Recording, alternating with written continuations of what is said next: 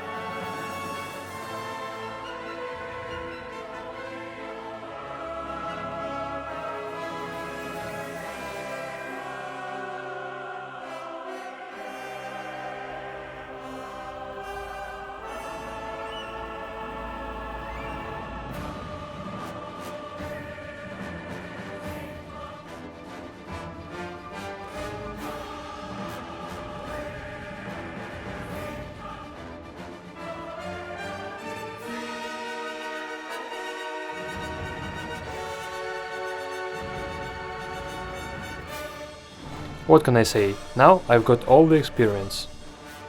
If you want a table like this in your home or office, get in touch. I started off with the sea. I made the form in Cinema 4D and separated the surface into 3 sections. Before gluing all the sections together, I'm going to even things out with a grinder.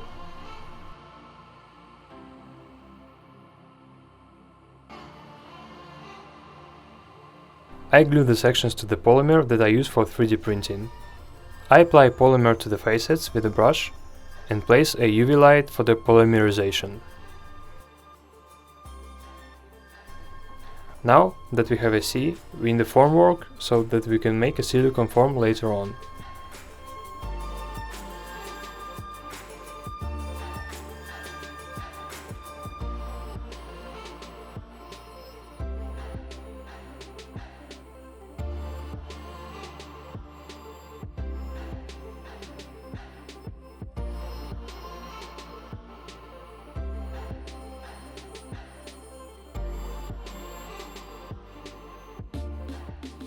The silicone gets mixed with the hardener and poured into the formwork.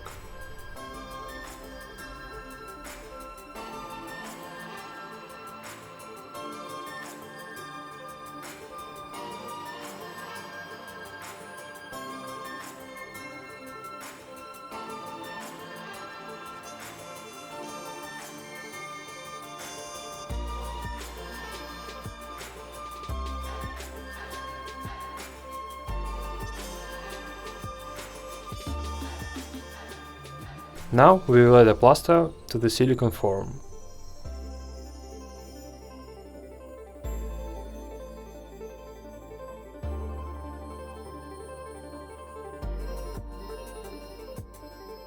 Since the sea is made up of a several sections glued together, the plaster shows defects where the joints are. Also, we can see bubbles at the surface. I'm going to remove this floss using an engraver with a round nozzle.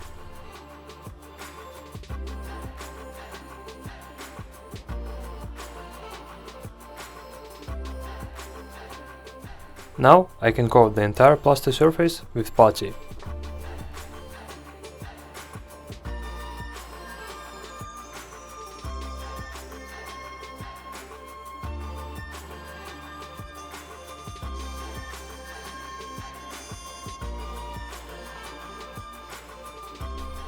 At the final stage, I smooth the surface with a glossy glue diluted with water. This works as a sealant too.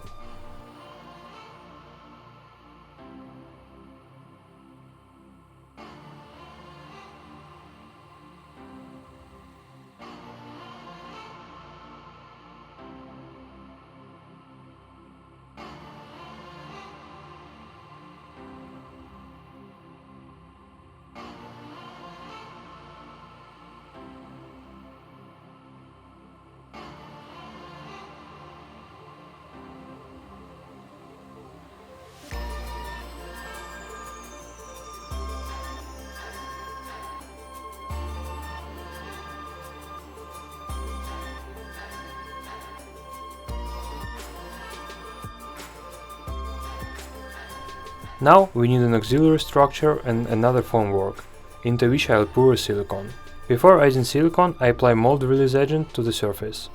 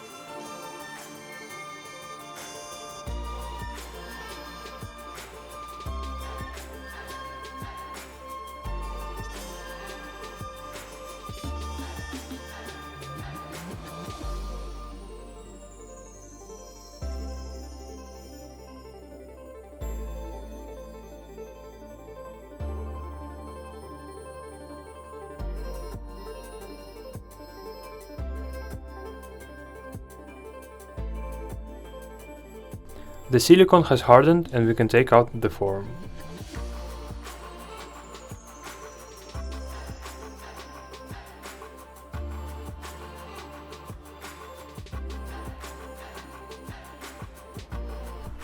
The plaster mold has fallen apart, but it's not a big deal since we don't need it anymore.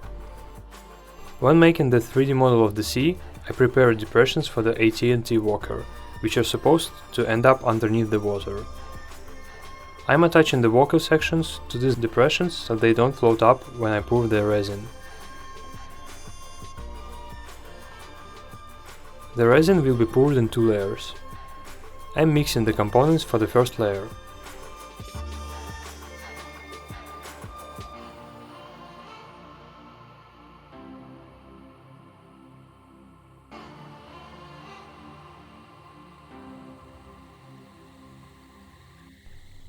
Lacking the right paint color, I'm using regular acrylic paint. Its main con is that you can't thoroughly mix the paint and tiny paint granules remain in the epoxy.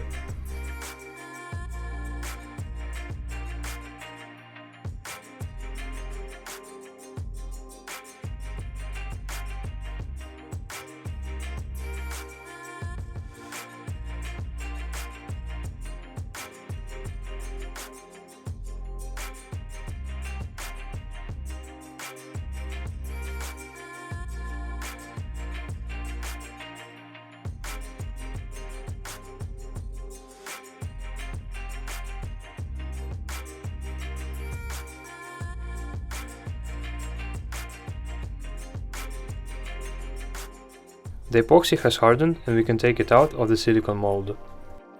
This is the first time I've tried this method and I'm curious to see the result. As you can see, there are a bunch of little craters on the water surface now. The surface is just genuinely rough. We can take care of that with a high gloss car spray paint. It doesn't leak or turn yellow. I'm polishing up the edges of the buffing machine.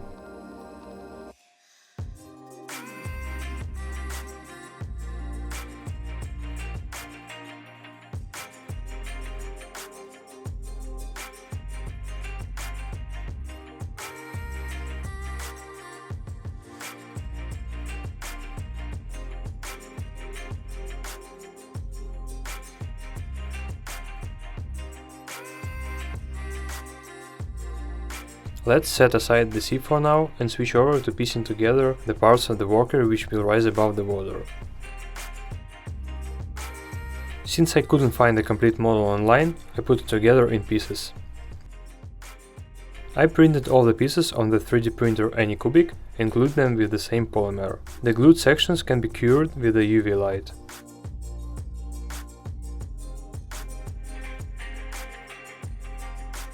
Time to spray a base grey color.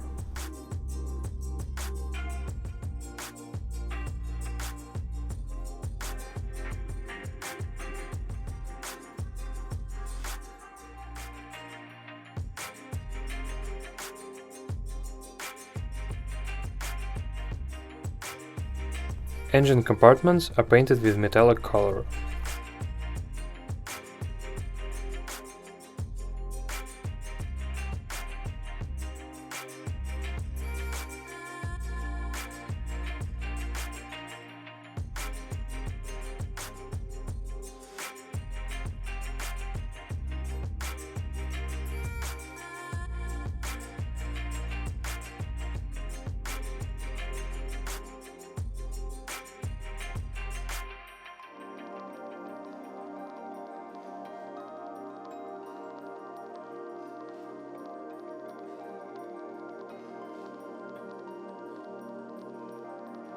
Initially, I covered the body with a light grey wash.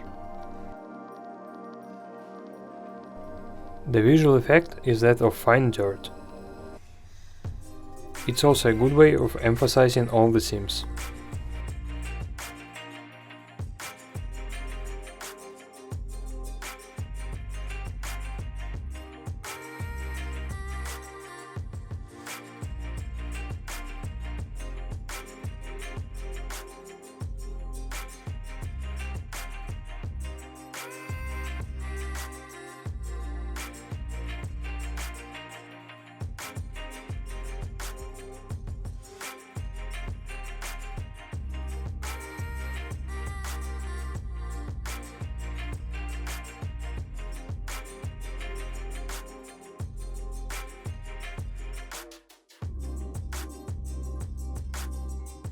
This AT-AT walker is supposed to have taken some hits, so there should be damage on the body. I made the most damaged part during the 3D modeling stage. I made in less serious hits with round nozzled engraver.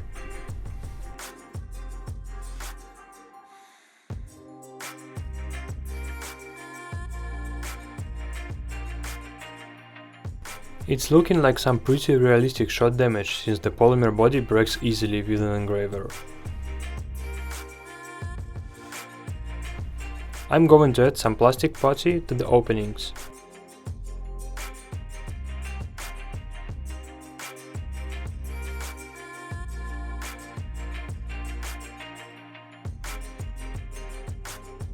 I'm also going to squish a bit of the putty back out with the other tip of the brush.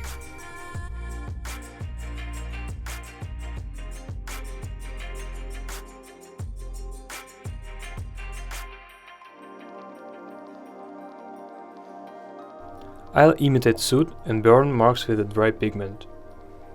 I mix it with binder and apply around the openings.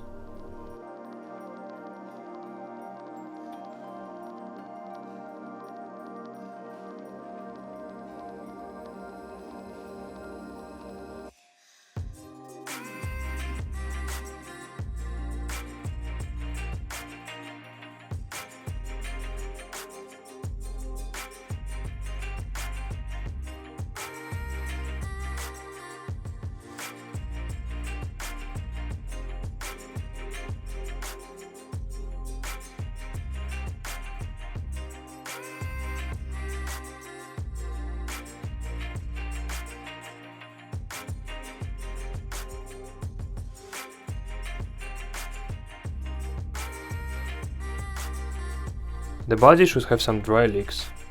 First, let's apply the paint and then smear it with a cotton tip. This is a tedious stage. I use wash in some parts and acrylic in others. The main thing is to avoid overkill.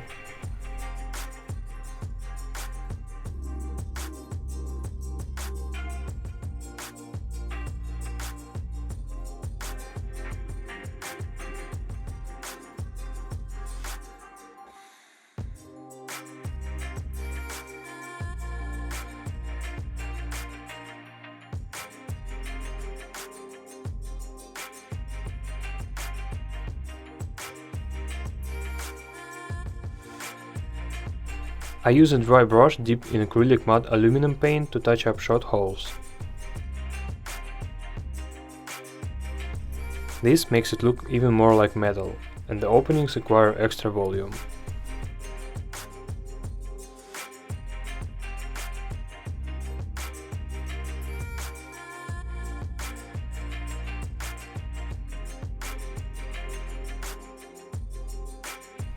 With a dark grey paint, I outline the body edges, simulating cracks.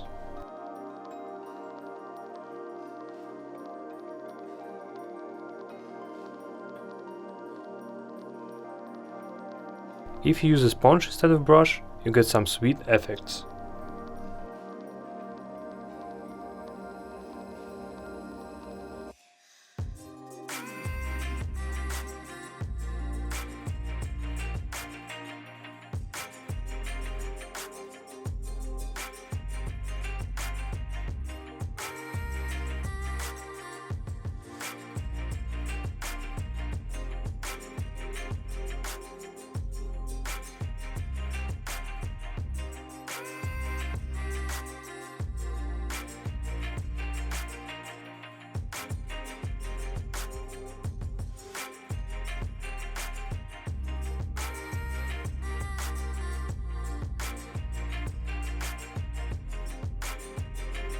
I intend to tone the body with a dark yellow wash.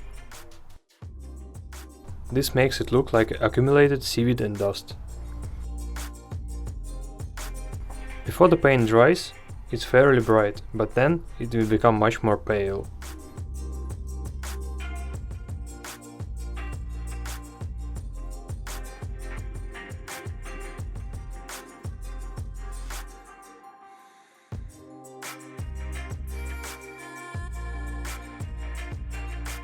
In the final stages, it's time for rust. You might say that this is kind of advanced technology, would never rust, but I dreamed up my own version of the events. Besides, making rust is fun.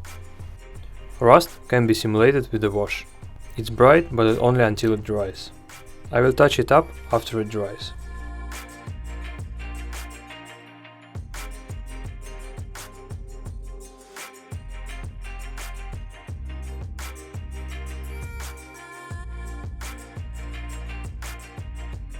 Let's add some small spots to the body to look like chips.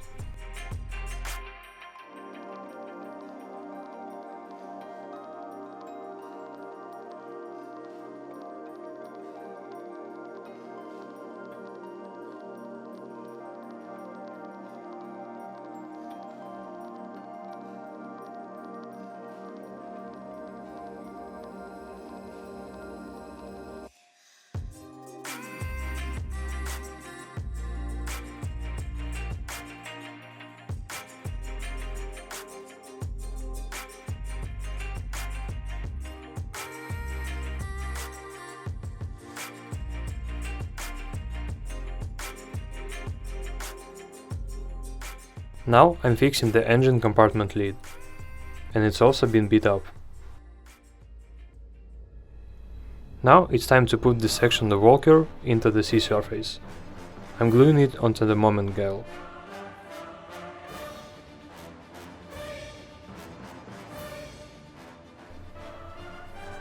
You may have noticed that the sea surface looks perfect after we sprayed it. It is just like the real thing.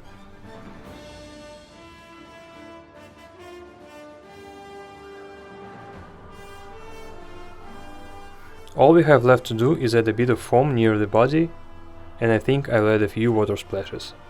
I make foam with a foaming putty mixed with a Mod Podge glue.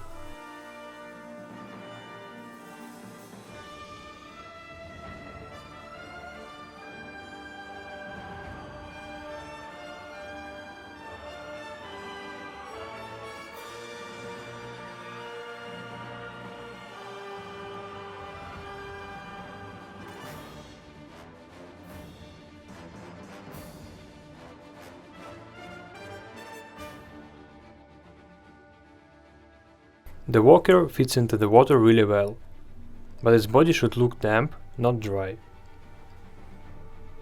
This is easily fixed with a glossy glue Liquitex. It has a blue tint, but after drying will become completely transparent. With cotton and glue, let's simulate foam and spray. If you remember the kaiju video, there was a ton of foam there. First, I attached a piece of cotton to the base and then pull it out to look like a spray.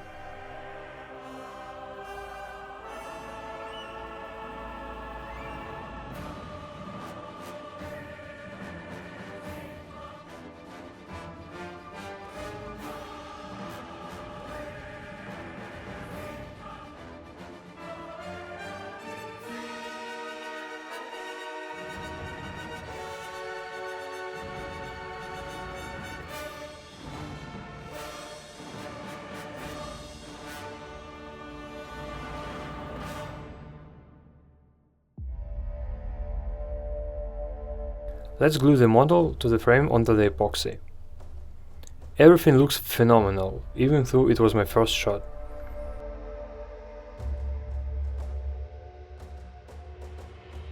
I hope you enjoyed watching this fascinating process.